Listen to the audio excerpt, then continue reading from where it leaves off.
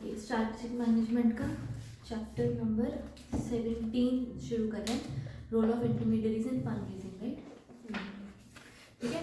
Now this chapter का introduction आपके पास CMSL से है, करेक्ट? जो भी इंटरमीडियरीज थी ना हमारे पास इन द स्टॉक मार्केट, हमको थोड़ा बहुत आइडिया है ना स्टॉक मार्केट के अंदर व्हाट हैपेंस इज कि एक कंपनी जब शेयर्स इशू करती है, वो शेयर्स इन डीमैट फॉर्म आपको स्टॉक मार्केट में अवेलेबल होते हैं। वो शेयर्स को आप वहाँ पर on the stock market through depository participants आप खरीद सकते हो, राइट? हल्का फुल्का पता है। डिपॉजिटरीज वो होती हैं जहाँ पर वो शेयर्स इन डीमैट फॉर्म होते हैं। डन है? पक्की बात है? ठीक। तो अब ये सारी चीज़ें हमको पता है, बेसिक एल्गोरिथम। अब जब शेयर्स डीमैट फॉर्म के अंदर इशू होते हैं तो to get the shares by the company from the stock exchange, ये सारी चीज़ों में अंदर वी हैव सर्टन इंटरमीडियरीज जो ये काम करवाने के लिए हेल्प करते हैं आपको, राइट? सो हमने वैसे तो अनगिनत इंटरमीडियरीज हैं, हमने पढ़ी हुई हैं, राइट? हमने नाम देखे हैं एटलीस्ट। यहाँ पर हम इन डेप्थ में सिर्फ 3 इंटरमीडियरीज पढ़ रहे हैं, ठीक है? तो अभी तुम्हारा यहाँ पर पहला intermediaries are an integral part of security market, ये बेसिक इंट्रोडक्शन है फर्स्ट पैराग्राफ में। They are the facilitators insuring seamless functioning of security market. SEBI regulates various intermediaries in the primary market through regulations for these intermediaries, right? You know all of this, correct? Second paragraph, market intermediaries being vital link between regulators, issuers and investors constitute one of the various components of the financial market, है ना? Intermediaries एक तरीके का link है between the SEBI, the regulator, the issuer यानी कि the company and the investors, right? इन सबको जोड़ने के लिए वी हैव इंटरमीडियरीज, करेक्ट? उसके बाद SEBI is responsible for the registration, supervision, compliance, monitoring and inspection of all intermediaries. बढ़िया। इनके ऊपर रेगुलेशन और एडमिनिस्ट्रेशन करने के लिए हमारे पास सेबी है। सेबी के रेगुलेशन के अंदर ही सारे आते हैं। सेबी ने ही बहुत सारे, मतलब सेबी के अंदर ही बहुत सारी रेगुलेशंस हैं जो पर्टिकुलर इंटरमीडियरीज को भी रेगुलेट करती है, जो तुम्हारे वो टॉप में दिया हुआ है ना, सेबी का इन्वेस्टमेंट एडवाइजर रेगुलेशन, सेबी का मर्चेंट बैंक का रेगुलेशन, पोर्टफोलियो मैनेजर रेगुलेशन, ये सारे, ठीक है? फिर तुम्हारे पास regulation of intermediaries has the following objectives हैं, बस वही ensure regulation, protect investors, protect clients, ensure intermediaries are fair and diligent in dealing with their clients और reduce conflict of interest, right? ये किसका ऑब्जेक्टिव है? Intermediaries regulation market mechanisms. अच्छा, जो ये रेगुलेशंस बनी है, ठीक है, रेगुलेशन का ऑब्जेक्टिव है, ठीक है? This is the objective of regulation की the regulations are with a view to protect और डू ऑल ऑफ दिस, ठीक है? इंटरमीडियरीज का ऑब्जेक्टिव यही है, to create a link between the investors and the issuers and the regulations, regulators, sorry, और ये regulation का ऑब्जेक्टिव। डन? यहाँ तक क्लैरिटी? उसके बाद ये अगला पैराग्राफ वही सिमिलर लिखा हुआ है, चीज़ें सिंपल। इंटरमीडियरीज एसोसिएटेड, हाँ ठीक है, बाकी प्राइमरी मार्केट की कुछ इंटरमीडियरीज दी हुई है। प्राइमरी मार्केट, सेकेंडरी मार्केट क्या होता है? प्राइमरी मार्केट जहाँ पे IPO फर्स्ट टाइम इशू होता है, सेकेंडरी मार्केट FPO, और primary market further new first time issue, उसमें एडिशनल कैपिटल रेज करने के लिए। जो शेयर्स ऑलरेडी मार्केट में हैं और उसमें ट्रेडिंग कर रहे हो तो सेकेंडरी मार्केट, और अगर न्यू शेयर्स इशू कर रहे हो एंटायरली तो प्राइमरी मार्केट, ना? ठीक है। तब यहाँ पर ही सिर्फ कुछ प्राइमरी मार्केट की इंटरमीडियरीज दी हैं और हमने वही पढ़ने हैं 2-4, ठीक? पहला इन्वेस्टमेंट एडवाइजर्स। चलो, इन्वेस्टमेंट एडवाइजर्स कौन होते हैं? ये भी इंटरमीडियरी होते हैं, तो ये वो ही बताएंगे कहाँ पे इन्वेस्ट करते हैं, कौन सी प्रॉफिटेबल है, बस इतना ही। कितना परसेंट इन्वेस्ट करना होता है ये बताते हैं, परसेंट भी देते हैं ना इसमें, कितना परसेंट इन्वेस्ट करना है कहीं जगह, किसी जगह पे बस। हाँ, मतलब दे गिविंग द एडवाइस कि भाई इस कंपनी में इन्वेस्ट कर दो, ये कंपनी आगे जाके अच्छा कर सकती है, या व्हाटएवर, वो आपको गाइड कर सकते हैं कि भाई हम ऐसा लग रहा है कि बैंकिंग रेगुलेशंस का बिल है वो पास होने वाला है, तो उसका शेयर प्राइस बढ़ेगा, वी आर एडवाइजिंग कि वहाँ पर इन्वेस्ट कर दो। So there are various areas जहाँ पर वो आपको एडवाइस करेंगे कि आप यहाँ इन्वेस्ट कर सकते हो। The biggest thing about investment adviser is कि ये लोगों के ऊपर जो आपको बोल रहे हैं कि भाई एडवाइस किया कि ऐसा कर दो, आपके ऊपर कोई ऑब्लिगेशन थोड़ी ना है। अगर बहुत प्रॉफिटेबल चीज़ है तब भी तुम्हारे ऊपर कोई ऑब्लिगेशन नहीं है कि अरे करना ही पड़ेगा, right? They giving a advice ही उस नेचर में होती है कि माननी तो मान, नहीं तो मत मान, राइट? तो गिविंग यू एडवाइस कि भाई invest in certain type of securities और in certain type of segment of the market so that you can earn profits. अब हम जैसे हैं, हमें नहीं पता, मार्केट का इतना नॉलेज नहीं है, तो हम इन्वेस्टमेंट एडवाइजर्स अपॉइंट कर सकते हैं अपने पोर्टफोलियो के लिए, ताकि हम उनसे एडवाइस ले सकें कि भाई यहाँ इन्वेस्ट करो, इतने मतलब इस तारीख को शेयर्स खरीद लो, इस तारीख को बेच देना कि ये हाईएस्ट प्रॉफिट होगा, उसके बाद शेयर मार्केट गिर सकता है, राइट। तो they will give you different types of advises, ठीक है। सबसे बड़ा पॉइंट ही इनका ये है कि they don't have a control over your portfolio. If you purchase, well and good. If you don't, they have nothing at all to do. They are going to take certain amount of fees. It may be fixed, it may be percentage wise या whatever. बाकी इनको कुछ नहीं करना है, ठीक है। तो फीस हम पे करेंगे इनको ना? हाँ, क्योंकि हमने एडवाइस हमने अपॉइंट किया था इनको। इन्वेस्टमेंट एडवाइजर्स सेबी की तरफ से नहीं आते, मतलब of course they are registered with SEBI, but you appoint them. I appoint investment adviser for myself, ऐसा, ठीक है। तो अभी in terms of SEBI investment advisor regulations, the other it is a person who for consideration is engaged in the business of providing investment advice to clients or other persons or groups of persons, and includes a part-time investment advisor or any person who holds out as an investment advisor by whatever name called। आया कि वो इंसान भले खुद को कुछ भी बोलता हो, पर हमारे लिए वो एक इन्वेस्टमेंट एडवाइजर ही कहलाया जाएगा। है अब ना, एक अगर तुमने कभी डीमैट का या कहीं पर कोई अकाउंट बनाया हो ना, तो तुम्हें पता लगेगा। जैसे मान लो मेरा वो ग्रो एक ऐप है, उसके ऊपर मेरा अकाउंट है, ठीक है। कभी भी मैं कोई भी कंपनी के शेयर्स देखती हूँ ना, तो नीचे ऐसा आता है कि भाई दिस इन्वेस्टमेंट एडवाइजर है या दिस पर्सन है रिकमेंड्स कि you should by this share. या तो एक पोल चल रही होती है कि 67% बोलते हैं कि इसको खरीद लो, ऐसा 43% बोलते हैं कि इसको बेच दो। ये अलग अलग चल रहा होता है। ये भी एक तरीके की एडवाइस ही है ना। न्यूज़पेपर में भी आ सकता है, मैगजीन्स में भी आ सकता है कि मार्केट इज ऑन, अच्छा मार्केट इज बुलिश माने ऊपर जाता है, the trend is upward, right, कि भाई मार्केट इज बुलिश तो this is the right time to purchase the shares, ऐसा, right. The market is bearish, the right time to sell the shares, है ना, ऐसा। तो ये हमें समझ में आता है। अब इस हिसाब से यू गेट एडवाइस, पर जो एडवाइस आम लोगों को ऐसे ही न्यूज़पेपर्स में, एप्स के थ्रू, मैगजीन्स में, टीवी पे कहीं पर अवेलेबल है, इंस्टाग्राम पे भी तुमने बहुत सारे चैनल्स देखे होंगे ऐसे होते हैं, राइट। तो they are not known as investment advisers, ठीक है। वो लोग रेगुलेटेड नहीं है। इन्वेस्टमेंट एडवाइजर्स वही लोग हैं जो सेबी के अंदर रेगुलेटेड हैं और एक प्रॉपर इंडिविजुअल आपके पोर्टफोलियो के हिसाब से आपको एडवाइस दे रहे हैं। मान लो मैंने इन्वेस्टमेंट एडवाइजर अपॉइंट किया और मैंने उसको बोला कि देख इन्वेस्टमेंट एडवाइजर, अच्छा ऐसा करते हैं केस के हिसाब से। इन्वेस्टमेंट एडवाइजर मेरे को बोलता है कि देखो मैं आपको ओपिनियन दूंगा कि आप ऐसा ऐसा करो, जितना अगर आपको प्रॉफिट होता है तो जितना आपको प्रॉफिट होगा ना उसका 2% मेरा, ठीक है। समझ में आ रही है ये बात? अब ये बात सही है कि गलत? मतलब is this statement, what do you think, is it a correct statement और शुड दिस बी डन? कि वो आपको ये बोल रहा है, ऐसी है ना, जो फीस है वो उसकी स्पेक्यूलेटेड है, अगर प्रॉफिट हुआ तो पैसा देना, राइट। तो ये तो फिर गलत बात होगी। फिर तो बंदा होगा इनकरेज होगा कि इनसाइडर ट्रेडिंग करो, ये करो, वो करो, राइट, अलग अलग टाइप का। तो सबसे पहली बात तो उनको ये मना कर दिया गया कि तुम कभी भी on the basis of profit होगा, परफॉर्मेंस होगी, उस बेसिस के ऊपर तुम फीस नहीं ले सकते, ठीक है। सबसे पहली बात तो ये। तो ये लोग फिर कैसे पैसे लेते हैं, राइट। अब मान लो मेरे पास इस वक्त ऐसे इन्वेस्टमेंट करने के लिए कुछ 5 लाख रुपए पड़े हैं, ठीक है, कि ये मेरे घर खर्च में यूज नहीं हो रहे हैं, मेरे पास सेविंग्स है मेरी, राइट। तो 5 लाख रुपीज पड़े। अब मैंने इन्वेस्टमेंट एडवाइजर को फोन किया, मैंने बोला देखो सर मेरे को ना इतना पैसा मार्केट में इन्वेस्ट करना है, तो आप मेरे को एडवाइस करो। तो उन्होंने बोला कि एग्जैक्टली आप कितना मार्केट में इन्वेस्ट करना चाहते हो? मैं कहती देखो मेरा टोटल एसेट है 6 लाख रुपया, इस 6 लाख को आपको इन्वेस्ट करना है, आप कैसे करोगे? कहते हैं हम एक ही साथ 6 लाख तो मार्केट में नहीं डालेंगे आपका, हम धीरे धीरे करके डालेंगे। बोला ठीक है कोई बात नहीं। इस वक्त भले वो जो भी डिसीजन ले रहा है, but the asset size under his control is 6 lakh rupees, तो he will take approximately 2.5% of my asset size, asset under control ऐसा बोलते हैं इसको, ठीक है।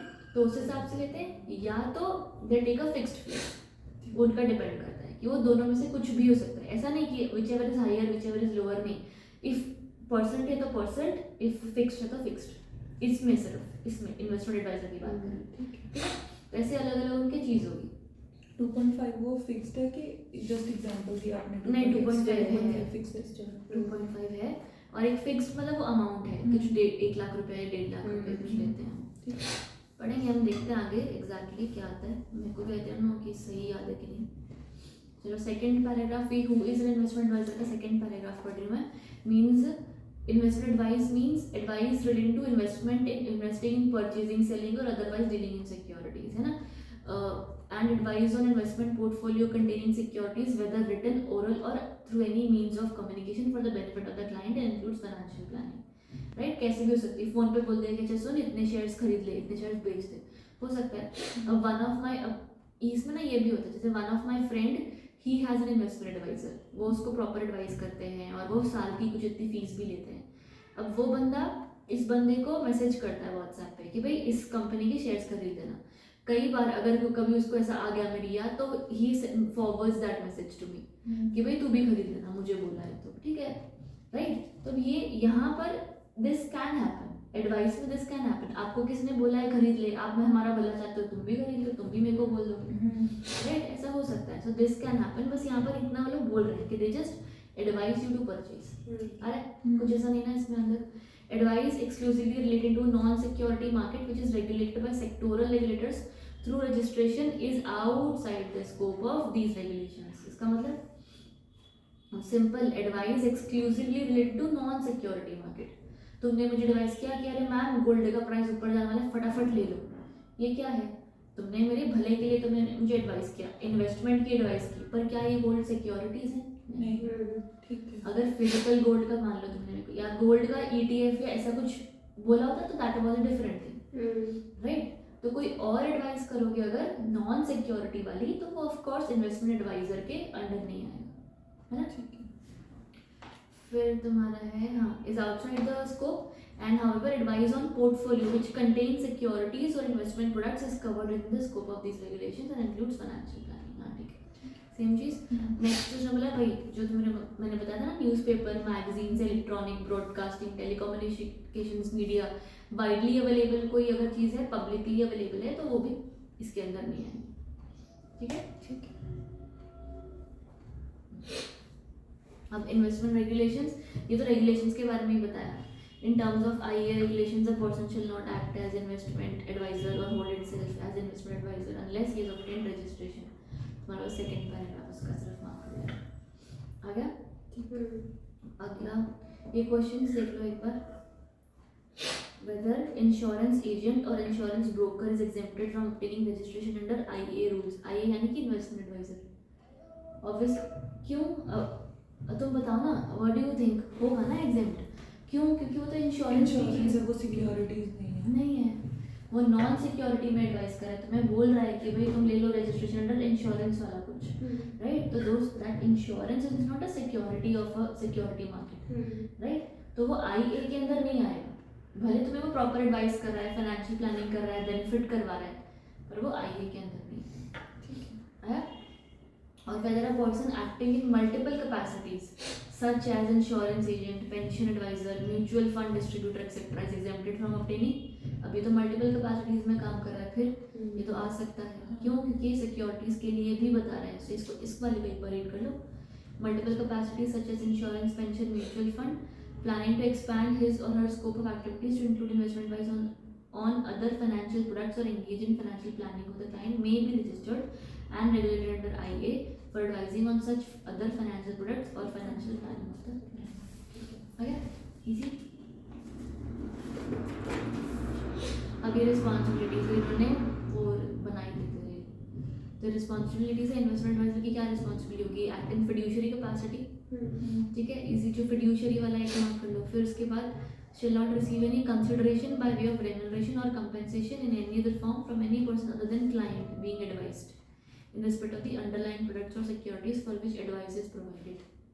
ठीक है, इधर उधर का फालतू पैसा नहीं लेना, वो फालतू में कुछ भी आ सकता है, right. Advisor shall maintain arm's length relationship between its activities as an investment advisor and its other activities। Arms length का मतलब आर्म लेंथ मतलब कि समझाने में कैसे हो सकता है ये? गुड रिलेशनशिप नहीं, आर्म्स लेंथ मतलब अगर एग्जाम्पल के तौर पे अगर मैं तेरे को समझाऊँ कि मान ले तू किसी कंपनी के डायरेक्टर है, ठीक है, और साथ के साथ तू इन्वेस्टमेंट एडवाइज़र भी है, राइट, तो तू दो काम कर रही है, राइट। अब है ना, तू मुझे अगर मान ले ऐसा एडवाइस करेगी, जिस कंपनी का डायरेक्टर है मुझे तूने नहीं बताया या वट तूने बोला कि इस कंपनी के शेयर्स लो, ये कंपनी बहुत बढ़िया है, ये कंपनी बहुत बढ़िया है, अंदर अंदर तुम्हें इस कंपनी को पैसे चाहिए थे, तो तुमने सबको एडवाइस करी कि उस कंपनी में इन्वेस्ट करो। ये क्या हुआ, ये तूने दो काम, जो तू दो रिस्पॉन्सिबिलिटीज निभा रही थी उन दोनों को तूने मिक्स कर दिया और गलत काम किया। हम कभी भी आर्म्स लेंथ बोलते हैं, तो बोलते हैं अगर तुम जो जो एक्टिविटीज करो ना उनको आपस में एक दूसरे से अलग रखो, मतलब wall between the two responsibilities, ऐसा दूर दूर आर्म्स लेंथ। जैसे अभी वो नहीं होता रिलेटेड पार्टी ट्रांजैक्शंस, वो क्या होती है कि भाई हम रिलेटेड पार्टी ट्रांजैक्शंस क्या होती थी कि मैं अपने ही किसी रिलेटेड पार्टी के साथ गुड्स या परचेज सेल कर रही हूँ, राइट। तो वैसे रिलेटेड पार्टी ट्रांजैक्शंस अलाउड नहीं होती हैं, पर अलाउ हो भी सकती हैं अगर तुमने वो ट्रांजैक्शंस आर्म लेंथ बेसिस पे कर दी, राइट। उसमें भी फिर वही है कि वही सही तरीके से अपना अपनी अपनी अपनी जगह बना के,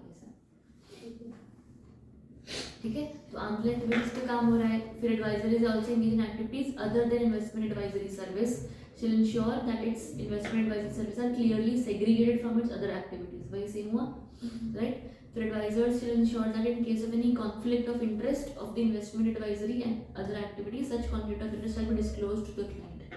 कि अगर कोई conflict of interest है, मैं तुम्हें कोई एडवाइस कर रही हूँ, जैसे अगर जैसे तेरा था क्योंकि तू उस कंपनी के डायरेक्टर है और तू एडवाइस भी कर रही थी, तुझे बताना पड़ेगा कि देख मैं एडवाइस कर रही हूँ but it is for your benefit, however I should disclose that I am also related to that company, ऐसा डिस्क्लोज द कॉन्फ्लिक्ट।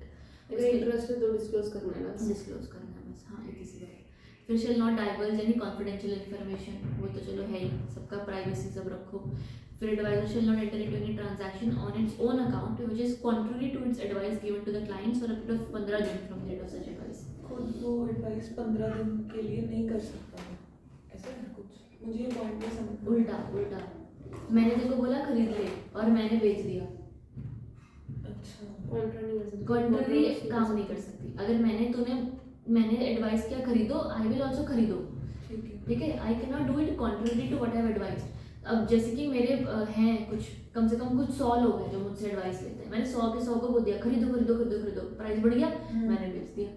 नहीं तो इसमें ये है ना कि अगर 15 दिन के अंदर, जैसे मैंने बोला कि खरीद लो, 15 दिन के अंदर मैंने बेच दिया, वो बढ़ गया वो चीज़, 15 दिन के अंदर, 15 दिन का है, हाँ नहीं उसमें 15 दिन बाद if I want to sell I can sell, within the 15 days I can not act contrary to my advice, ठीक है, क्योंकि वैसे भी 15 दिन बाद मार्केट इतनी वॉलेटाइल है कि वो स्टेबलाइज हो जाएगा, ठीक है।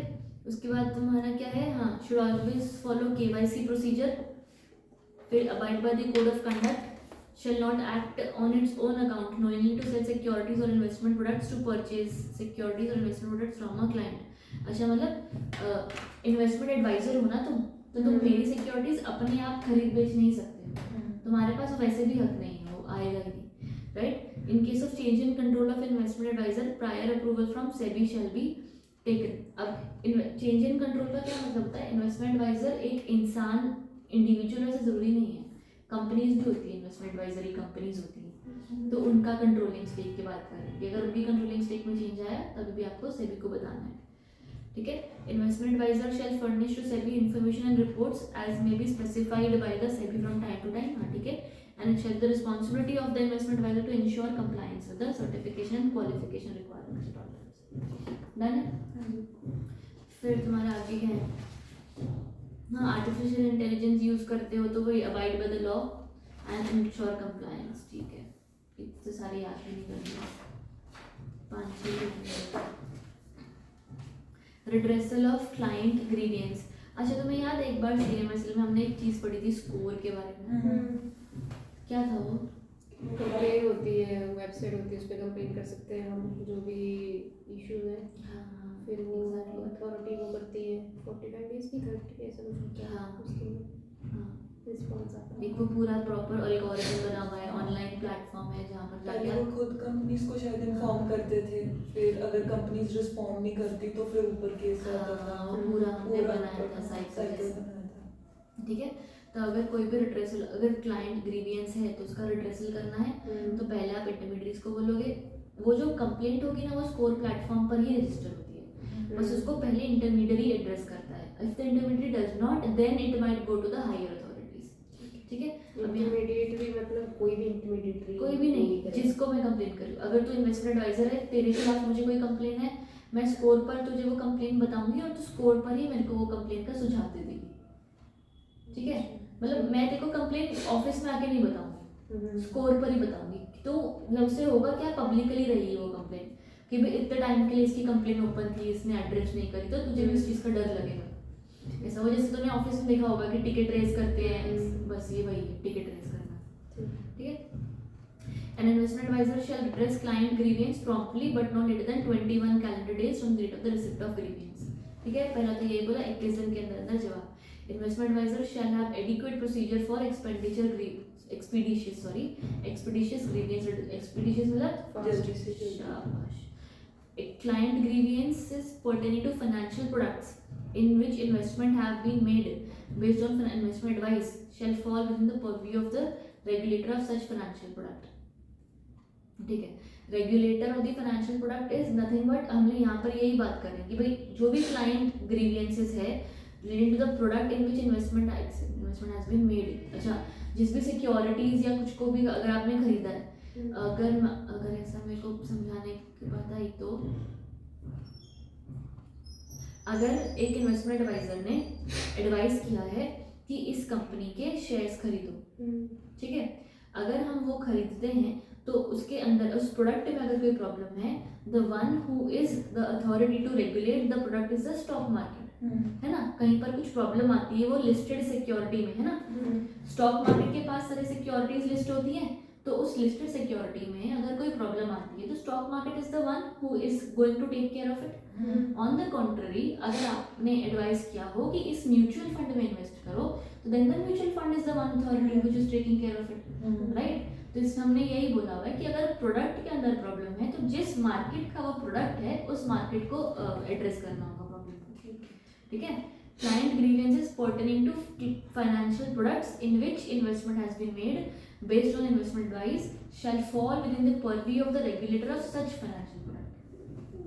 ऐसा समझ? Any dispute between the investment advisor and his client shall be submitted to a dispute resolution mechanism, and that includes mediation and or conciliation and or arbitration in accordance with the procedures specified by SEBI or through ombudsman authorized or appointed for a purpose of any regulator as applicable। ये ombudsman मैं भूल गई, procedure specified by, ये ombudsman तो वहाँ होता था ना कंपनी में, ये बंदा अपॉइंट होता है, क्या होता था पता नहीं,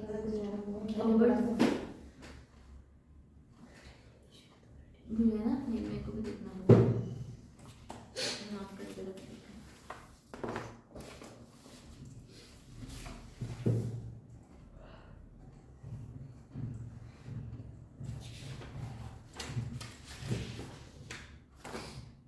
इंडिपेंडेंट डायरेक्टर नहीं, उसमें ओमनीबस था ना, ओमनीबस अप्रूवल, वो क्या था, वो इंटरनल ऑडिटर वाला नहीं, ऑडिट कमेटी वाला, ऑडिट कमेटी का 1 ईयर के लिए अगर कोई रिलेटेड पार्टी ट्रांजैक्शन करनी है तो ओमनीबस अप्रूवल। वैसे ऑम्बुड्समैन में से है नहीं, लेकिन हमें को ये वो लगा ये ऑब्सोलीट प्रोविजन है, पहले कभी था, हमने कहीं पे पढ़ा है, हमने काटा है इसको, ऐसा कुछ पढ़ा है ना, पुराना प्रोविजन है जो कट किया था हमने।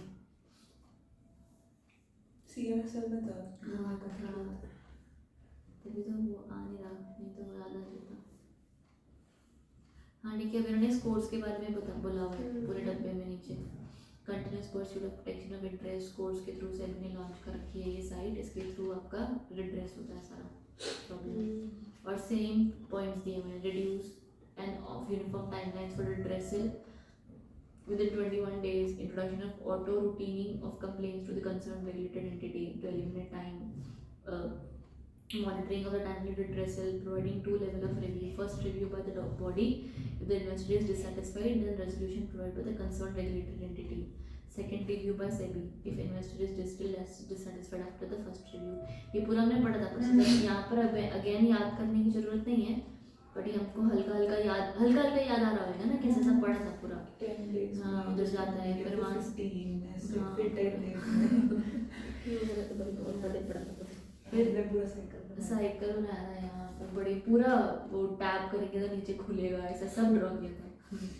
Introduction of auto escalation of complaint to the next level in case of non adherence to the prescribed timelines. फिर इंटीग्रेशन ऑफ केवाईसी। सही।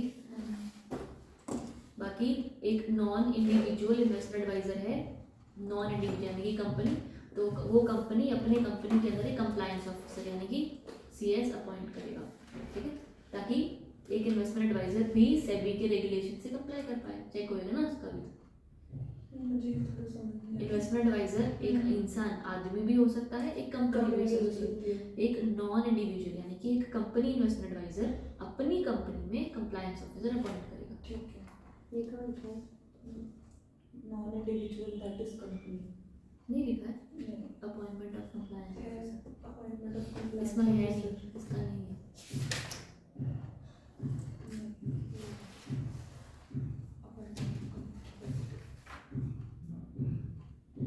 इसमें तो है नहीं। तेरा ये एक आधी होएगी ना, एक आधा पुरानी। छोड़ दो। चलो। ठीक है। उसके बाद तुम्हारे की पैरामीटर्स, अगेन नॉट इम्पोर्टेंट, पूरा ऐसे इकट्ठा तो ऑफ कोर्स नहीं आने वाला क्योंकि ये बहुत 2 पेज का कुछ टॉपिक है ना, तो ये सारा तो नहीं आएगा। बट अब यहाँ पर दिया हुआ है कि की पैरामीटर्स में उन्होंने क्या बोला है कि अच्छा ठीक है, अंडरस्टैंड। मैंने फॉर एग्जांपल 2 हैं, मैंने और रिदम ने, हम दोनों ने इन्वेस्टमेंट करनी है, ठीक है। रिदम का इंटेंशन है कि मुझे ना सडन गेन्स चाहिए, मुझे फटाफट बस करना है invest, I want to have certain gains, I want to purchase a car and then I am out of the market, मुझे कोई फर्क नहीं पड़ता, मेरे को लॉन्ग टर्म का कुछ नहीं। मैंने सोचा है कि अरे नहीं ना, मेरा अभी मेरे को मेरे भाई की शादी करानी है, तो अभी आई वांट इनफ फंड्स ताकि, और वो शादी करने वाला भी 3 सालों में, तो मेरे को भी 3 साल तक का प्रोफाइल है मेरे पास, मेरे को 3 सालों में इनफ पैसा इन्वेस्ट करना है, राइट। सिमिलरली अब मान ले तेरा इंटेंशन है, जयश्री का इंटेंशन है कि आराम से 5 साल तक का मेरे को इन्वेस्ट करना है। I want to get married in within 5 years, तो मेरे को 5 साल तक का अपनी शादी खुद फंड करनी है, डन है। तो हम सब ने अपने अपने गोल्स सोच लिए और हम सब ने अपना अपना इन्वेस्टमेंट एडवाइजर अपॉइंट किया, राइट। हमारा इन्वेस्टमेंट एडवाइजर हमारे ही हिसाब से इन्वेस्टमेंट करेगा, राइट। अगर मुझे 3 साल में अपॉर्चुनिटी, 3 ऐसे गेन्स चाहिए जो 3 साल में मुझे रिजल्ट्स दें, तो फिर वो वहां पर इन्वेस्ट करेगा, राइट। तो अब इन केसेस में रिदम वाला जो इन्वेस्टमेंट एडवाइजर होगा वो सबसे ज्यादा रिस्क लेगा, क्यों, जितना हाई रिस्क उतना हाई रिटर्न, राइट। तो he will take as much risks as possible, but he will not, अगर मान ले कोई ऐसा इन्वेस्टमेंट है जो बहुत बढ़िया अपॉर्चुनिटी है, बहुत बढ़िया बेनिफिट देने वाला है, पर वो बेनिफिट देगा 3 साल बाद या 5 साल बाद, राइट, तब वो बंदा इसके लिए तो वहां पर इन्वेस्ट नहीं कर पाएगा ना, क्यों, बिकॉज इसका objective of investment in the market is different, right. ये हो गया। सिमिलरली अगर कोई ऐसा रिटर्न है जो 5 साल बाद दे रहा है, तभी भी वो मेरे लिए भी नहीं करेगा, क्यों, क्योंकि ये 3 साल बाद पैसे मांगेगी, राइट। वो तेरे लिए इन्वेस्ट कर सकता है वहां पर पैसा। तो हर इंसान का अपना अपना एक ऑब्जेक्टिव होता है टू इन्वेस्ट, उस ऑब्जेक्टिव के हिसाब से हम उसकी रिस्क प्रोफाइलिंग करते हैं, ठीक है। रिस्क प्रोफाइलिंग में एक ये चीज हो गया, आपका ऑब्जेक्टिव क्या है, एक सबसे इंपॉर्टेंट दूसरा चीज हो गया कि तुम्हारे पास गंवाने को क्या है, राइट। अगर मेरे पास है ही 10 रुपए और मैं 10 ही रुपए दे रही हूँ उसको, तो मेरा रिस्क तो एकदम मिनिमम है भाई, I can not afford to lose any money, right. That will also be taken into consideration कि what is your risk appetite, ये वर्ड हमने बहुत बार सुना है, रिस्क एपेटाइट आपका क्या है, how much risk are you willing to take, right. ये सब चीज़ों का ध्यान दिया जाएगा, उसके हिसाब से एक प्रोफाइल बनाया जाएगा जो तुम्हारे लिए सूटेबल हो, that is suitability, right, and then the disclosure to the clients, correct. तो इसी में इन्होंने सब सारे वही पॉइंट्स लिखे हुए हैं, एक बार देख लेते क्या है। इन्वेस्टमेंट प्रोफाइलिंग अब देखो किस पर डिपेंड करती है, एज पर भी डिपेंड करती है। अब एक इंसान है जो अपने ग्रोइंग ईयर्स में है, जैसे 21-28 ईयर्स के बीच वाला है, तो बंदा अब 20 साल वाला रिस्क ले लेगा क्योंकि उसको कुछ नहीं फर्क पड़ रहा है, हाँ पैसे आ रहे हैं, सब कुछ सही है। 28, 29, 30, 31 वाला बंदा को पता है कि मुझे ही कमाना है, मुझे ही खाना है, तो वो कम रिस्क लेगा, या ही हैज़ द रिस्पॉन्सिबिलिटीज, वो कम रिस्क लेगा डिपेंडिंग अपॉन क्या क्या नहीं है। एज हो गया, आपका इन्वेस्टमेंट ऑब्जेक्टिव क्या है कि कब तक आप इन्वेस्टेड रहना चाहते हो, आपकी इनकम डिटेल्स क्या है, आपकी सैलरीड है, बिजनेस है, क्या है, फिर एग्जिस्टिंग इन्वेस्टमेंट एसेट्स आपने अभी कितना एग्जैक्टली इन्वेस्ट कर रखा है मार्केट में, रिस्क एपेटाइट, रिस्क टॉलरेंस, फिर लाइबिलिटी बोरिंग डिटेल्स क्या है, ये भी तो फर्क पड़ेगा ना कि बाकी सब तो ठीक है पर अगर गिरवी कुछ है या कुछ सामान ऑलरेडी बोरोड है तो उतना पैसा तो बच जाए कि मैं लौटा पाऊँ, राइट? नहीं तो फिर वो दूसरे सब्जेक्ट में पहुंच जाएंगे, बैंक्रप्सी, राइट? फिर तो investment adviser ought to have a process for assessing the risk of a client and is willing to and able to take, including assessing the client's capacity for absorbing loss, identifying whether client is unwilling or unable to accept the risk of loss capital and appropriately interpret client response, ठीक है? उसके बाद तुम्हारा है suitability. Suitability मतलब भाई ये सारा रिस्क एपेटाइट को चेक करके तुम्हारे हिसाब से एक प्रोफाइल बनाया जाएगा, right? An investment advisor shall ensure that all investments on which investment advice is provided is appropriate to the risk profile of the client, है ना? प्रोफाइल जानने के बाद उससे सुटेबल प्रोफाइल बनाया जाएगा। It has a documented process for selecting investment based on client's investment objectives and financial situation. It understands the nature and risk of the product or asset selected for client. It has a reasonable basis for believing that a recommendation or transaction entered into, ठीक है, meets the client's investment objective, able to bear any related investment risk consistent with the investment objective, and is such that the client has the necessary experience and knowledge to understand the risk. आ रहा है? कुछ ऐसा नहीं जो आया, done है, ये तुम्हारा सुटेबल हो गया, बढ़िया। तो फाइनली तुम्हारा यहाँ पर बनेगा, जैसे ये सुटेबिलिटी में ये लास्ट जो पॉइंट था ना, देखो client has a necessary experience and knowledge to understand the risk. ये समझ आया ये क्यों है? मैंने तुम्हें अपॉइंट किया, समझो मेरा क्वेश्चन क्या है, मैंने तुम्हें अपॉइंट किया तो मुझे एडवाइस दो कि मैं कहाँ इन्वेस्ट करूँ, ठीक है? नॉलेज की क्या जरूरत है? अगर मेरे पास होती तो एग्जैक्टली, तो फिर मैं why is client is necessary sorry is such that the client has the necessary experience and knowledge to understand the risk involved. तो ये क्यों जरूरी हुआ? Exactly my point. जब तुमने किसी को पैसे दिया है ना इन्वेस्टमेंट के एडवाइस देने को, तो तुम्हारी नॉलेज का क्या काम है? क्या या ये इस वर्ड में है कि उसको इतनी अंडरस्टैंडिंग, इतना वो नॉलेजेबल हो कि ये रिस्क ऐसा है, रिस्क को अंडरस्टैंड कर पाए वो इतना। द बिगेस्ट रीजन इस सब चीज का एक जवाब क्या, क्योंकि इन्वेस्टमेंट एडवाइजिंग में last decision, final decision client का होता है। तो इन्वेस्ट करना है, नहीं करना, क्या करना है, वो इसलिए ही eventually he will have to at least know a bit about it. अगर हम यहीं पर ही पोर्टफोलियो मैनेजर या ऐसा कुछ देख रहे होते तो अगर क्लाइंट को नॉलेज नहीं होती तब भी चलता, वहाँ पर ये पॉइंट नहीं होगा। क्यों? क्योंकि वहाँ पर वो पोर्टफोलियो मैनेजर खुद ही आपका इंटायर पोर्टफोलियो मैनेज कर रहा है, वो खुद डिसीजन ले रहा है कि भाई मैं इसके इतना शेयर बेच देता हूँ, आज इतना खरीद लेता हूँ, ये कर लेता हूँ, वो कर लेता हूँ, तो मुझे सिर्फ पता लगता रहेगा कि मेरे साथ ऐसा हो रहा है। तुम्हारा कोई डिसीजन मेकिंग है ही नहीं, वो खुद कंट्रोल ले ही लेता है, तुम दखल अंदाजी भी नहीं करोगे। आया? बढ़िया। उसके बाद तुम्हारा डिस्क्लोजर टू क्लाइंट्स, ये तीनों में की पैरामीटर्स में मेरे को डिस्क्लोजर काम का लगता है थोड़ा, क्योंकि रिस्क तो क्या ही है, ये तो अपने आप भी लिख सकते हो, प्रोफाइलिंग वाला भी अपने पास लिख सकते हो, और प्रोफाइलिंग लिख दिया तो उसी हिसाब से सुटेबिलिटी बन जाएगी, है ना? तो ये डिस्क्लोजर है जो थोड़ा काम का है। An investment adviser shall disclose to a prospective माने जब तक क्लाइंट बना नहीं है, ठीक है, उसको भी कुछ डिस्क्लोजर्स करने पड़ेंगे अगर वो हमारा क्लाइंट बनने वाला है तो। और material information about itself including it's business, disciplinary history, यानी डिसिप्लिनरी हिस्ट्री मतलब कोई एक्शंस उस पर लिए गए हैं क्या, डिसिप्लिनरी कमेटी हमने सब सुना है ना, disciplinary proceedings, the terms and conditions on which it offers advisory services, कि किस हिसाब से वो सर्विस देता है, कि क्या एडवाइस देता है, वो क्या करेगा क्या नहीं करेगा, right? Affiliations with other intermediaries, और किसके साथ जुड़ा हुआ है ऐसा, कनेक्शंस, ठीक। अब जैसे कि मान लो मेरा एक ब्रोकर है जो मेरा प्रोफाइल मैनेज कर रहा है, ठीक है, उसको मैं बोलती हूँ तू खरीद ले, तू बेच दे, वो खुद कुछ नहीं करता है। आई विल टेल हिम कि देख मेरे पास इतना टाइम नहीं है कि मैं ऐप में जाकर सोचूं बाय सेल ये सब करूँ, I will just call him कि बाय टाटा स्टील के 100 शेयर्स, मैं उसको फोन कर दूंगी और वो खरीद देगा, बस इतना, ठीक है। ये समझ में आ रहा है।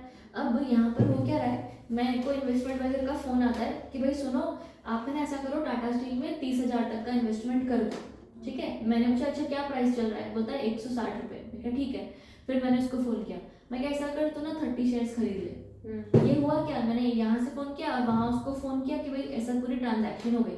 अब मेरे पास नहीं है टाइम, मैं तुम्हें पढ़ा रही हूँ, मुझे फ़ोन आया, मैंने उठा लिया, बात कर लिया, मैं कहा हाँ ठीक है बाद में रख दूँगी। अब तुम्हारी क्लास खत्म हुई तब तक मार्केट खत्म गया। तो ना एक तरफ से ये ऐसा अगर हो जाता कि वो मेरे को बोलेगा कि अच्छा सुनो सुनो ऐसा ऐसा बहुत बढ़िया आया है, इसमें खरीदना चाहिए, मैं बोलूँगी हाँ ठीक है खरीद ले, तो क्या होगा, वहीं पर ही काम वहीं से ही उसी से ही हो जाएगा, right. That is what helps when affiliation is there, कि भाई उस बंदे का ब्रोकर वाला काम है, सारा कुछ इंटरमीडिएट के साथ एफिलिएशन है, तो हम सारा काम एक ही बंदे से करवा पाते हैं। आया। उसके बाद तुम्हारा है with other intermediaries and such other information as is necessary to take an informed decision on whether और not to avail its services. Done है। फिर उसके बाद डिस्क्लोजर टू द क्लाइंट। अब ये क्लाइंट है, ये प्रोस्पेक्टिव नहीं। Client is its holding or position if any in the financial products or securities which are subject matter of advice, कि उसकी जो होल्डिंग है उस पर ऊपर बताता रहे कि ये मार्केट इस वक्त तुम्हारे पोर्टफोलियो बढ़िया ऊपर जा रहा है और अच्छा हो रहा है, व्हाटएवर तुम्हारा करंट स्टेटस क्या है उसके हिसाब से। फिर डिस्क्लोज और है तुम्हारे पॉइंट्स 3 पॉइंट्स है ना। Disclose all material facts, Client's attention, warnings, disclaimer. हाँ है ना। हाँ disclosure material facts related to key features, कि भाई इस वक्त क्या चल रहा है, इस कंपनी के साथ क्या चल रहा है एक्सेट्रा। उसके अलावा जो भी अगेन वही छोटा मोटा पॉइंट है वार्निंग्स के बारे में। और lastly advisory services in respect of products which are outside the purview of the board shall disclose to the client and that such products and services are. एक सेकंड, ये क्या हुआ। An investment advisor who provides advisory services in respect of products or services which are outside the purview of the board यानी कि SEBI shall disclose to the client that such products or services and his advisory services in respect of such products are outside, ठीक है।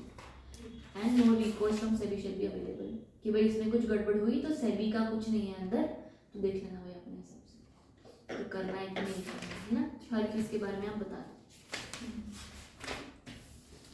Administration and supervision of आईए कौन करेगा, सेबी, ठीक है।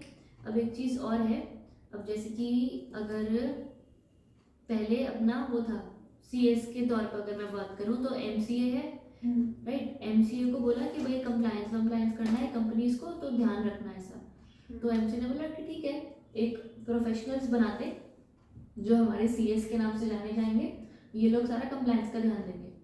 फिर सेंट्रल गवर्नमेंट ने बोला ठीक है फिर सारे सीए का ध्यान रख लेना। तो पता है ऐसे तो कितने सारे सीए होंगे, सबका ध्यान तो मैं रख नहीं सकती हूँ। तो एमसीए ने बनाया आईसीएसआई, जो सीएस का ध्यान रखता है। अब एमसीए को सिर्फ आईसीएसआई का ध्यान रखना है, राइट, यही है ना इस वक्त।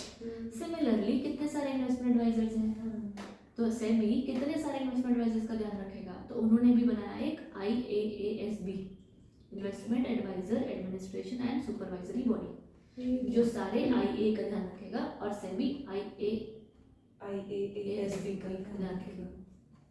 जैसे हमने कल किया था बोर्डों का। हाँ बस आ गया समझ, सही। फिर एग्जेम्पशन फ्रॉम रजिस्ट्रेशन अंडर आईए regulation.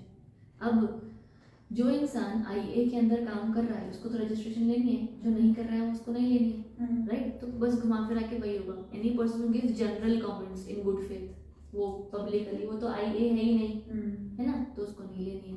Entities which are providing advice advice और incidental advice to their primary activity and are regulated by the respective regulator or self-regulatory body. These include insurance agent, pension advisor, etc. अब जैसे कि example सारे insurance का एक ही example लेते हैं। For example insurance में अब कुछ इंश्योरेंसेज ऐसे होते हैं जो सिर्फ लाइफ इंश्योरेंस या प्रोटेक्शन के लिए होते हैं, राइट। पर साथ के साथ कुछ ऐसे भी होते हैं इंश्योरेंसेज जो आपको बोलते हैं कि आप हमें प्रीमियम दो, हम उस प्रीमियम को इन्वेस्ट भी करेंगे।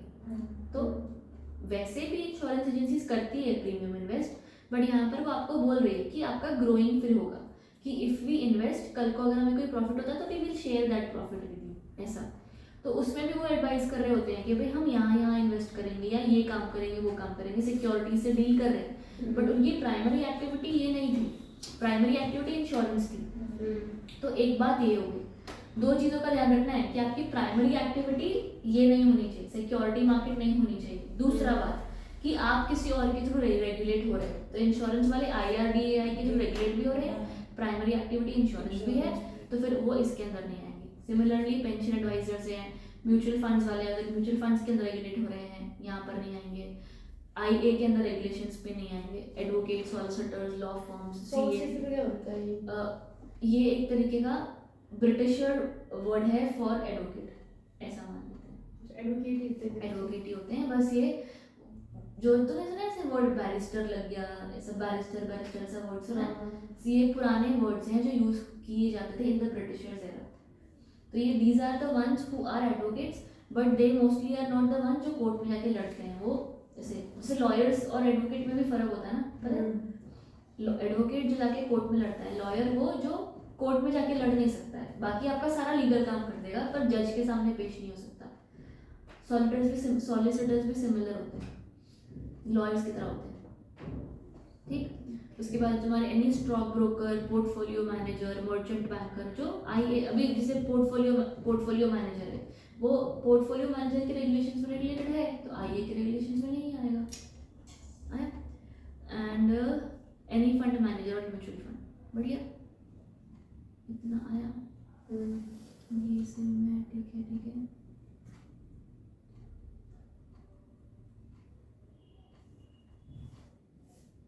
हाँ, बाकी तो सिंपल सा ही है भाई ये सारी चीज़ें कि भाई बाकी ये अगले पेज पे तुम्हारा the IAASB has to provide information on, है ना? बस ये बेसिक है इन्फॉर्मेशन की क्या क्या प्रोवाइड होगी, कि कौन से एडवाइजर्स हैं, information about their operations, bank accounts, half yearly reports, ठीक है। ये IAASB किसको इन्फॉर्मेशन देगा? बोर्ड को, सेबी को। Now major developments or amendments to be considered by the investment advisors, ये मुझे नहीं लगता इम्पोर्टेंट, पर ठीक है कर लेते हैं, तो पता नहीं होता ना इनका, नहीं काम का है, मैं वही कंफ्यूज हो गई थी। Some of the key regulatory changes include, पहला सेग्रीगेशन और एडवाइजरी एंड डिस्ट्रीब्यूशन एक्टिविटीज़। अच्छा, व्हाट इज डिस्ट्रीब्यूशन एक्टिविटीज़? यहाँ पर अब जैसे कि ये एक तरीके का ना, तुम अभी बेसिक लेमैन लैंग्वेज में ऐसा समझो, जो एक इंसान किसी कंपनी के शेयर्स को प्रमोट कर रहा है, ठीक है, क्यों कर रहा है। जैसे भी अंडर राइटर्स होते हैं, वो क्या करते हैं, वो बिकवाते हैं ना शेयर्स आपके, अगर आपका मिनिमम सब्सक्रिप्शन नहीं हुआ तो। डिस्ट्रीब्यूशन एक्टिविटीज सिमिलर होता है, not under writers because it is not necessary कि IPO वाला हो, राइट, उसके लिए अंडर सब्सक्रिप्शन होना जरूरी नहीं है। तो हम स्पेसिफिकली यही बोलेंगे कि डिस्ट्रीब्यूशन एडवाइजर्स आर वो जो शेयर्स बिकवा रहे हैं। पर अगर आप डिस्ट्रीब्यूशन एक्टिविटी करते हो साथ के साथ आप से ये एडवाइजरी भी करते हो, तो फिर हमको डर है कि तुम उसी का ही एडवाइस करो जिसका तुम्हें डिस्ट्रीब्यूशन करना है, ठीक है, डर है ना उस चीज़ का। सो अब यहाँ पर उन्होंने यही चीज़ बोली हुई है कि segregation of advisory and distribution activities at client level to avoid conflict of interest. अब इसका मतलब सेग्रीगेशन तो ये हो गया ना कि इसको सेपरेट करना है, एडवाइस को और डिस्ट्रीब्यूशन एक्टिविटीज को अलग रखना है, दोनों चीज़ों को। हाँ, डिस्ट्रीब्यूशन एक्टिविटीज में बोल रही हूँ कि क्या आएगा, जैसे मैंने कंपनी के शेयर्स बेचने हैं, मतलब अब मेरे ऊपर रिस्पॉन्सिबिलिटी है कि मैंने किसी कंपनी के शेयर्स को प्रमोट करना है कि आप ये खरीदो शेयर्स। कोई किसी ने मुझे पैसे दिए हैं कि मैं आगे प्रमोट करूं, और मैं एडवाइज़र भी हूँ, तो मैं मैम को, जैसे मैम मेरे क्लाइंट है, तो मैं जानबूझ के मैम को यही बोलूँ कि इसी कंपनी के शेयर्स लो, ये बेटर है। इसलिए उन्होंने कहा कि इनको डिवाइड कर दो एडवाइजरी। डिस्ट्रीब्यूशन एक्टिविटीज का मतलब है प्रमोटिंग करना। हाँ, प्रमोट करना। देखिए अभी लेमैन लैंग्वेज, अभी हमने पूरा अच्छे से डिस्क्रिप्शन पढ़ा नहीं ना, तुम्हें खाली देने के लिए लाए थे। मैंने क्या करना था कमरे में अकेले खा के, बंदे बुलाते दो चार, मुझे अकेले खाना बिल्कुल नहीं पसंद, बहुत मजबूरी होती है। वेज जो भी नॉन वेज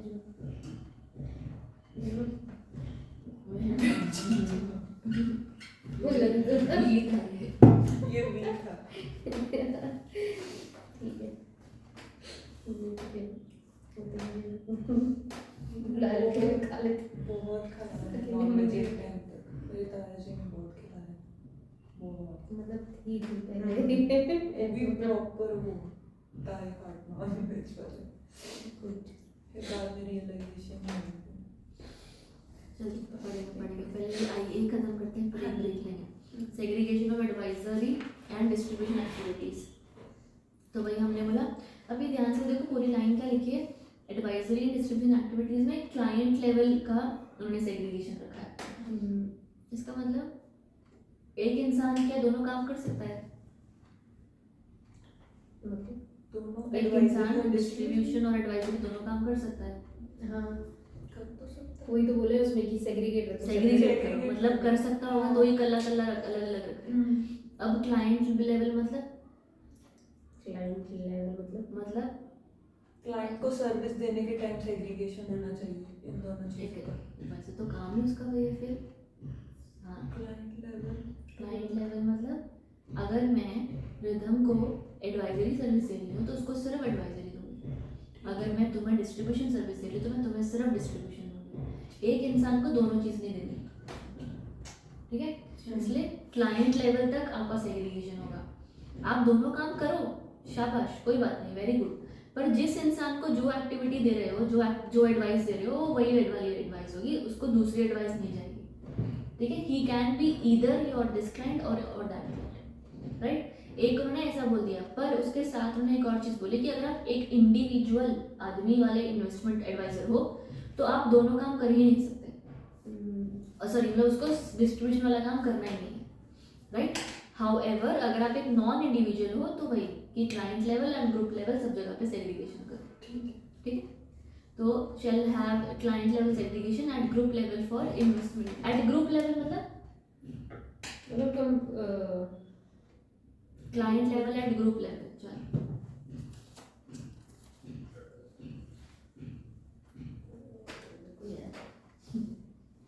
दौड़ाओ दिमाग, बस ये आखिरी पेपर है फिर सीरियस बन जाओगे। ग्रुप लेवल मतलब ये तो फिर हो गया, जैसे सिर्फ क्लाइंट लेवल पे हम वो नहीं कर सकते, एक बंदे को नहीं दे सकते, तो इसमें या तो फिर हम ये चीज़ कर सकते हैं ग्रुप लेवल पे, दोनों चीज़ें दे सकते हैं। ग्रुप ऑफ क्लाइंट्स कंपनी कुछ तो shall have client level segregation at group level for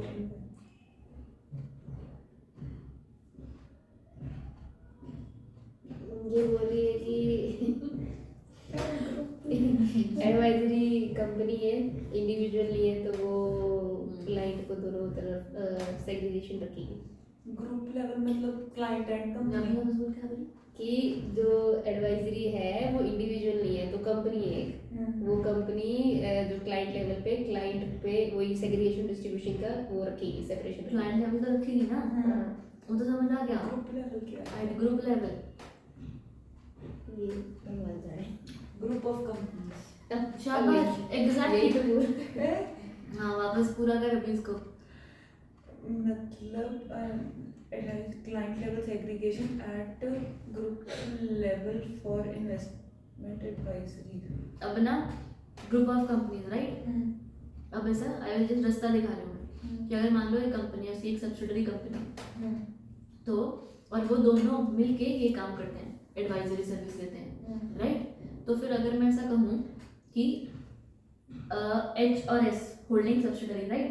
holding company rhythm को advisory service, investment advisory service दे रही और सब्सिडरी कंपनी रिदम को ही डिस्ट्रीब्यूशन वाली दे रही, राइट?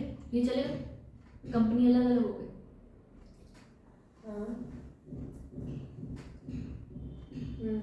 चलेगा वही तो लेकिन बोले segregation उसमें होना चाहिए। कि कैसे हुआ, देखो दे तो रही है दोनों एक्टिविटीज।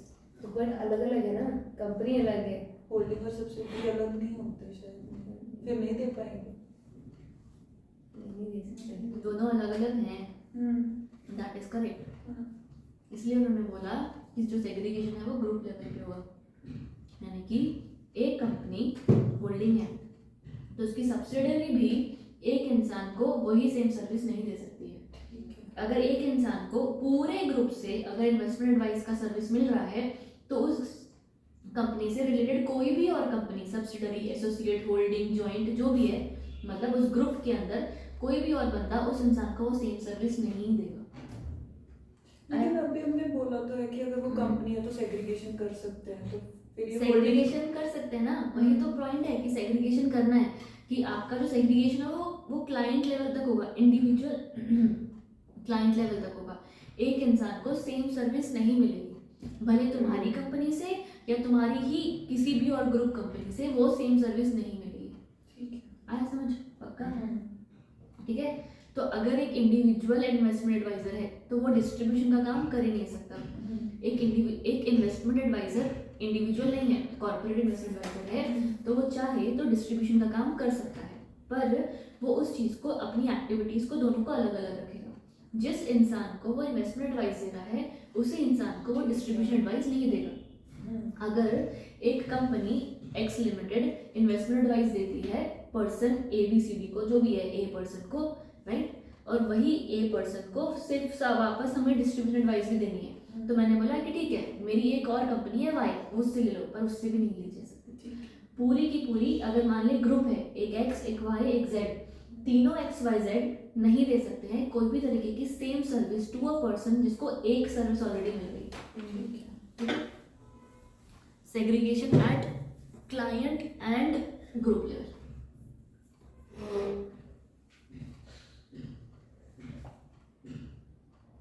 बाकी वही लिखा है, आर्म्स लेंथ रिलेशनशिप मेंटेन करो as investment adviser and distribution by providing advisory services through a separately identifiable department और डिवीजन। प्रॉपर करो।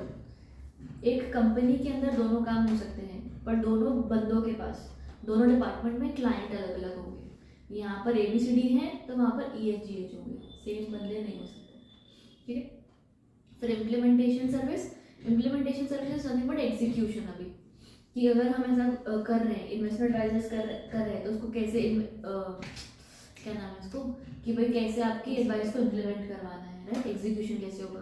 तो इन्वेस्टमेंट एडवाइजर्स चाहे तो एग्जीक्यूशन सर्विस, मैंने तुम्हें बोला ना कि हाँ मेरे को बंदे ने फ़ोन किया कि इतने खरीद लो, मैंने बोला हाँ खरीद ले, तो क्या हुआ, उसने एग्जीक्यूशन की सर्विस दे दी मुझे, राइट। तो वही वही कर सकते हैं, उसमें कोई प्रॉब्लम नहीं है, पर सबसे बड़ी बात, वो उस एग्जीक्यूशन का एक्स्ट्रा पैसा नहीं ले सकते। ऐसा समझ? इसलिए ही इन्वेस्टमेंट एडवाइजर एग्जीक्यूशन ज़्यादा कदर नहीं करते हैं, क्यों? क्योंकि उसके और पैसे चार्ज नहीं कर पाते। ठीक है। तो investment advisers are allowed to provide implementation service through direct schemes, products in the security market. However, no consideration can be received directly or indirectly at investment advisors group or family level of these services. ठीक है, done. उसके बाद agreement between investment adviser and client. हाँ ठीक है, एक mandatory agreement होगी to ensure transparency, blah blah blah. Fees ये रही जो हम बोल रहे थे, हाँ 1.25। Fees charges 2.5% of the asset under advice.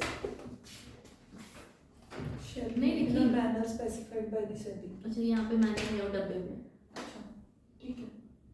मैंने तो कहीं तो लिखा था, हाँ ये डब्बे में थर्ड वाला डब्बा, कैप। हाँ कैप और मिक्स।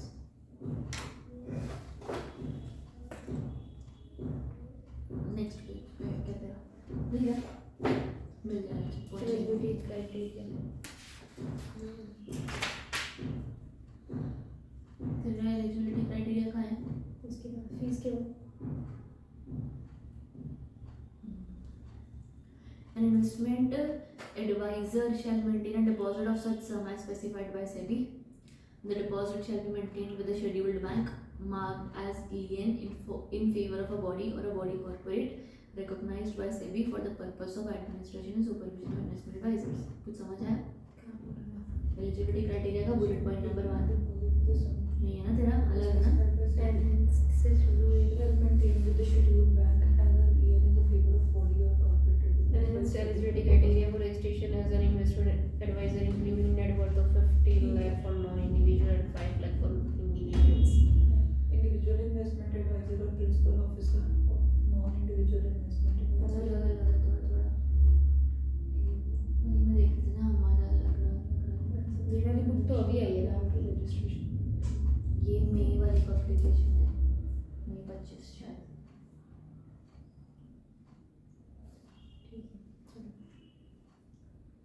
वो खाई, पहले हमारी किताब की पब्लिकेशन ही अलग थी। अच्छा एक चीज़ जो यहाँ पे आगे लिखी हुई है डब्बों में, बट वो सिर्फ ध्यान देना क्या बोलना चाह रहे हैं यहाँ पर, कि अगर मान लो एक इन्वेस्टमेंट एडवाइज़र है, ठीक है, वो एक इंसान के कितने सारे पोर्टफोलियो संभाल रहा है ना, सब कुछ एडवाइस दे रहा है, सब कुछ है, और कल को हाँ कुछ भी बोल पाए कि मार्केट को मैनिपुलेट करने की इंटेंशन से भाग भी जाए तो प्रॉब्लम है। इसलिए टू हैव अ कंट्रोल और अ फेथ कि भाई सब सही रहेगा, ये निकल नहीं सकता है, या कुछ हो गया तो पकड़ लेंगे, उस चक्कर में हमसे एक डिपॉजिट रखवाया जाता है, ठीक है। अगर आपका इंडिविजुअल अच्छा डिपॉजिट रखवाया जाता है, एक तो ये बात हो गई। उसके अलावा ये नेटवर्थ था ना, नेटवर्थ उनका एक इंडिविजुअल है तो उसका ऑलरेडी बनाया हुआ नेटवर्थ 5 लाख होना चाहिए, और एक नॉन इंडिविजुअल है तो 50 लाख होना चाहिए। वो शायद आगे होगा तो देख लेते हैं, नहीं है तो लिख लेंगे बाद में, ठीक है। और इसी में वो लास्ट वाला बुलेट पॉइंट है तेरा, तेरे में पता नहीं है कि नहीं, 300 वाला है ना शायद, हाँ जी, 2 है 150। हाँ वो बीच का चलेगा। Third point, individuals registered as investment advisers whose number of clients exceed 300 in total shall apply for registration with SEBI as a non individual investment adviser, ठीक है। अपने आप ही नॉन इंडिविजुअल बन जाएगा, ठीक है। कंपनी रिगार्ड करेगी उसको अगर उसके पास 300 अगर एक इन्वेस्टमेंट एडवाइजर है इंडिविजुअल। क्लाइंट के 300 से ज़्यादा, क्लाइंट 300 से ज़्यादा हो। हाँ हाँ, अच्छा, मैं इन्वेस्टमेंट एडवाइस देती हूँ, मेरे 300 से ज़्यादा क्लाइंट हो गए तो मेरे को वहाँ पे as a non corporate investment adviser register करना पड़ेगा। नॉन कॉर्पोरेट नॉन कॉर्पोरेट, हाँ नॉन कॉर्पोरेट ही उल्टा मैंने बोल दिया, Non-individual। Non individual, sorry non individual मतलब कंपनी होगी फिर तो। जबरदस्ती उसको एज अ कंपनी करना पड़ेगा अपना काम। 300 के बाद भी वो कर सकता है, पर वो एज अ कंपनी करेगा। हाँ हाँ हाँ ठीक है। हाँ, 300 के बाद जबरदस्ती कंपनी, फिर वो सारा ना जबरदस्ती कंपनी हो गई तो क्या भाग नहीं सकता ना, फिर आदमी है भाग जाएगा, क्या फर्क पड़ रहा है। 300 से ऊपर होगी थोड़ा सा, एक हम वही सेफ चाहते हैं खाली कि भाई सब सही रहे। उसके बाद तुम्हारा डीलिंग इन अनरेगुलेटेड प्रोडक्ट्स, ये रहने दो, बस रिफ्रेन है। अगर ऐसा है तो बस लास्ट पॉइंट मार्क कर लेना, इन्वेस्टमेंट एडवाइजर्स वर रिफ्रेन कि नहीं कर सकते तुम ये काम, है घर में। हाँ बस ये नहीं करना है काम। उसके बाद liability for action in case of default, investment adviser who contravenes, fails to furnish to good information which is false, does not submit returns, does not cooperate, fails to resolve complaint, shall be dealt with by SEBI। बढ़िया। Summary, अभी सारा चीज़, who shall seek registration individual firm, corporate LLP, काम क्या है वो हमने देख लिया पहले सारा।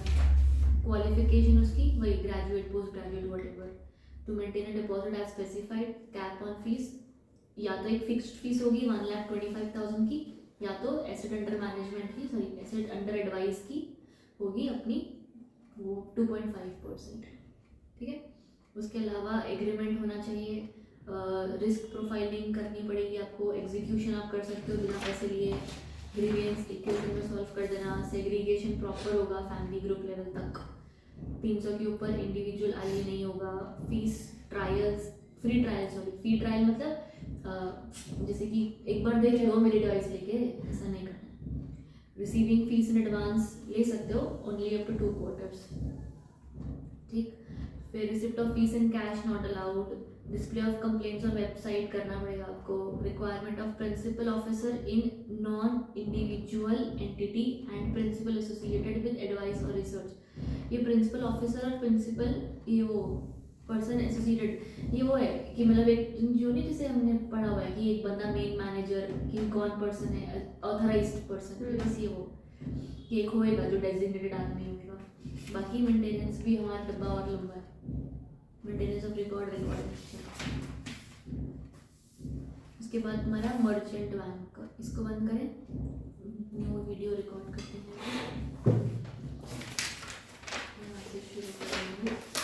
ये ज़्यादा नहीं रह गया आपको जानकर, एक यही था था ना, इसको अच्छे से समझा दिया उन्होंने, बाकी में इन्होंने ऐसे ही कर दिया टाइम पास।